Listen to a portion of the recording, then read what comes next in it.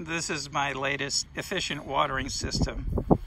And the most expensive part of this is the water in the bottle. What I did is I got a discarded beer bottle and I filled it with water. Then I took a piece of fabric and I used cotton because I don't like synthetics. They have BPA in them, which are hazardous to your health, carcinogenic. You get the fabric so that it tightly fits the top of the bottle, and then you just get like a milk carton is what I used here, and I cut the top off the milk carton, and then I just insert the beer bottle into the milk carton, and that drips very slowly. You can control the drip rate by increasing how much fabric you push into the top of the bottle. If you want a faster flow rate, reduce the fabric. If you want a slower drip rate, increase the fabric. Thank you for watching. Subscribe if you like and like. Thank you.